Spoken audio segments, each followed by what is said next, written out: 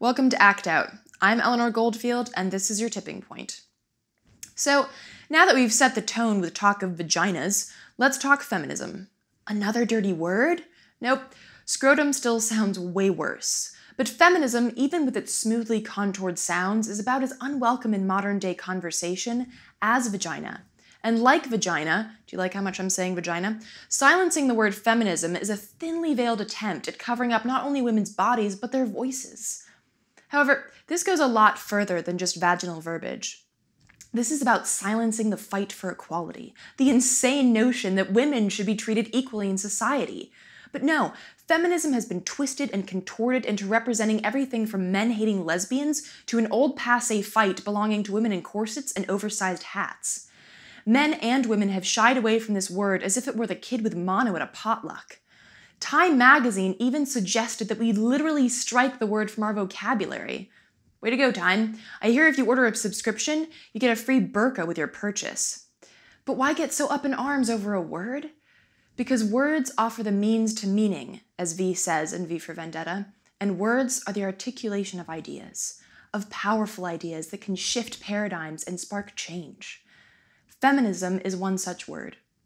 It is not an extremist concept, gender equality, but again, it threatens a status quo of patriarchy that is deep-rooted and strong. And that is precisely why we must use it, and use it proudly. But for those who aren't convinced by my unfunny reasoning, allow me to show you someone who can melodically and comedically convey the need for the word and the idea of feminism. I had the pleasure of sitting down and talking with Katie Goodman this past week about her work and this viral video, discussing feminism, activism, and why comedy is her medium of choice. Take a look. So comedy, by definition, you're like stepping back from the issue in order to be able to say something ironic or point out how horrible it is, all the misfortune. And in doing that, I think it's a healthy thing for not just the performer, obviously, but for the audience, because it allows them to laugh at something that we're all so exhausted by. And I know the one thing that makes me the happiest is when people leave my shows, and shows like ours, is they're like recharged. In the songs Apathy and Why Is This Shit Always Happening to Me, you celebrate, sort of as George Carlin would have said, the little things that we all share. But I also like that you ridicule these sort of first world problems. Like, I'm too busy to fix the world. I know it's a mess. Like, I dropped my phone. How do you see people, like, getting past that? Like, getting past the, oh my God, my life's over because I dropped my phone. Meanwhile, there are starving kids in Sudan. It's interesting because I don't know if you want to start talking about the song yet, but the feminist song, because it's sort of been about that. Like, in a way, the question of whether to call yourself a feminist is a very small question if we're talking about just semantics and definitions, and that's like a first world discussion, like who really cares, but it's a microcosm of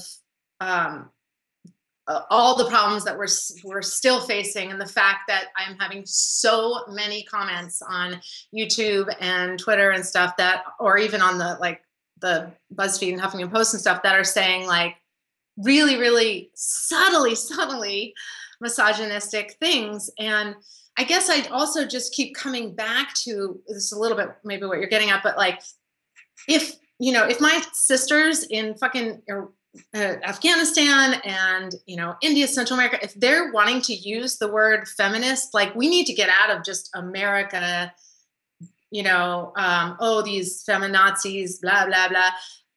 And look at we're talking about wife burning. And obviously you still need feminism because that shit's happening. If that wasn't happening, then maybe we could have the conversation about letting go of feminism, but because it's still happening. I'm shocked. I have to tell you, Eleanor, I'm just shocked at how we're still having this conversation and how divisive this little song has become. And you can see immediately from the comments, people either absolutely get it or absolutely are the people I'm talking about. Were you expecting such a pushback? Were you expecting people to go full crazy? No, because I'd only played it. That's the first time I'd ever played it, was the video in front of a 700-person audience that are my fans. So I knew they were going to like it. I had written it just out of outrage at reading the Shailene Woodley in interview over last summer about her saying she's not a feminist. And I love her. So, I mean, I'm certainly not like dissing these women. My whole point is like, come on. I just finished reading Men Explain Things to Me. So in there, she draws the parallel between liberation from patriarchy and liberation from like crony capitalist society. So the interconnectedness of issues is something that I'm really fascinated about. And like, I'm curious in your work because you've done everything from, you know, Glenn Beck is batshit crazy to this feminist song, but of course, all of it is part of your activist expression. Is there anything that you feel that you focus on specifically above others, or is there anything that you feel that deserves more attention, or do you just sort of like go at things with whatever passion you feel like based on a comment that you read or something like that? Yeah, we have a lot of napkins, or we used to, with like notes written down from dinner, you know, with friends. Now we text each other. My husband's and I write together. So he's an excellent feminist. He's the one who took women's studies classes in college. So sometimes he calls me out on stuff. That's great. I'm not hugely educated on like economics, right? Although I completely love Occupy and those issues. And I kind of leave that to like you and Lee camp to take care of, you know, and things that people understand more deeply. And I kind of go more with the things that like really strike my heart, which is obviously gay issues and women and environment. How would you tell people that they can get started in activism in even just a small way that parallels to something that they're either already doing, or how do you get connected with those issues that would really mean something to you? You know, I don't think my inclination is towards like, there's a lot of people who write letters and create events, which is great. I mean, events like protests, and that's awesome, and I will show up. But for, I guess what I would just throw out, since it's not the norm thing, is to just get incredibly creative and do things in ways you haven't done them before. But one great one, a caveat to that would be, especially young women, is to run for office. Please run for office. I'm not going to do that. That would be horrible. But that is something I really think is hard to want to do. And as I do a lot of Planned Parenthood fundraisers, and so I'm meeting a lot of these young women in their early 20s, and a couple who are, I've met a couple 23-year-olds who are running for state rep and stuff. And I'm just like, this is fucking awesome. You know, they're amazing and brilliant. But I would just say, yeah, like, you know, civil disobedience in art is, of course, the way that's what I'm interested in. And I can't tell you what that looks like, because the whole point is it looks like something that's never been done.